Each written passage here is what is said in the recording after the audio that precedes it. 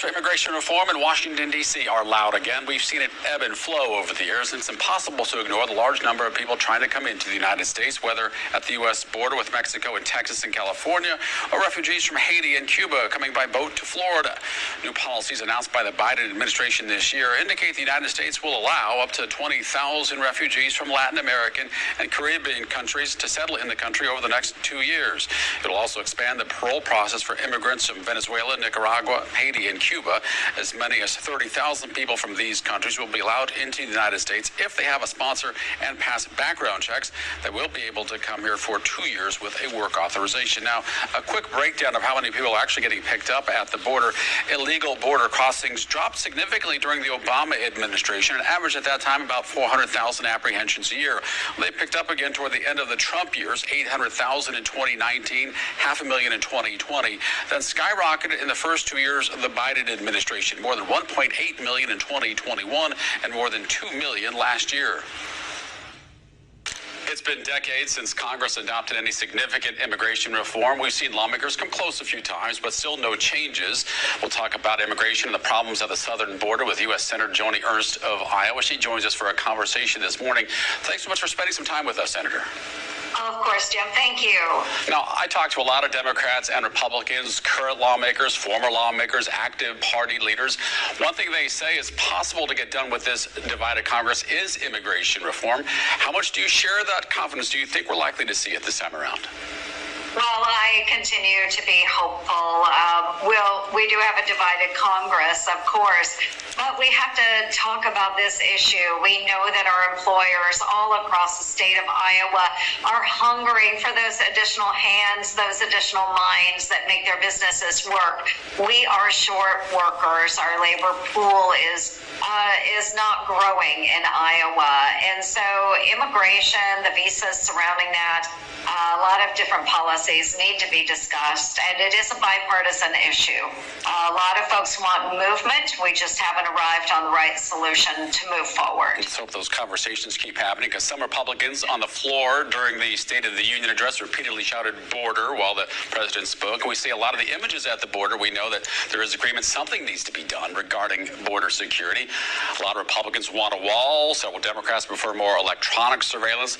Both parties seem to be on the same page that an increase in Border Patrol officers certainly needed. Is there room for compromise in these areas, or are you worried that we'll see another stalemate from both sides digging in about the wall? Well, we need to work together. This is so important. There is a crisis at our southern border, and more people across the aisle are waking up to that fact. And we see this with fentanyl that's entering into the United States and poisoning our communities. So it's not just a border issue with the human smuggling. It's a drug crisis all across the United States. I had the opportunity to travel to our border in California at the port of entry at San Diego. And with me was Congressman Randy Feenstra and Marionette Miller Meeks. And we saw firsthand the number of people that, while they are entering legally into the United States, it is our busiest land entry point. We know that with the vehicles, the people that are entering in through legal means, they can often be trafficking drugs. So we do need to step up protection at the border, whether it is in those port of entries or whether it's in the vast areas that cover our southern border that aren't manned. But we need to step up and give the Border Patrol what they need, whether it's additional cameras or additional canines. Whatever it is, we've got to do that. There is also the human element of immigration, the reasons why people are coming here. You talked about the voices pointing to the criminal element, gangs and drugs, and I want to get more into the drug component in a moment. I promise we'll get to that. But most people trying to come to the country do want a better life for themselves and their families. They're trying to get away from countries in South America that are unstable politically and or economically. Should the United States do more in terms of foreign aid to ensure more stability in that part of the world with the goal of reducing their desire to come here? I think there are a lot of tools in our toolbox that we can use through the State Department to keep people in their countries of origin. What I saw when we were at the border, we did encounter a group that was being gathered up and processed by the Border Patrol. Those individuals were coming from China and Turkey.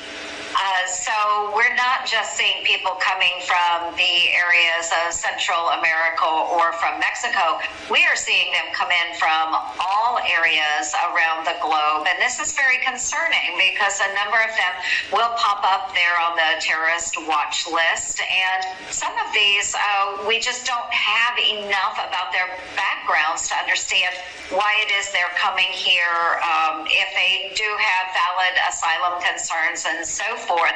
But it is very, very concerning that although, seeking a better life through jobs is great, we're glad that people want to work, it is not a valid reason for asylum. So many of the people that come into the United States, they're coached by their smugglers to claim asylum, but we know that they're here on economic reasons. And again, that is not a reason for asylum.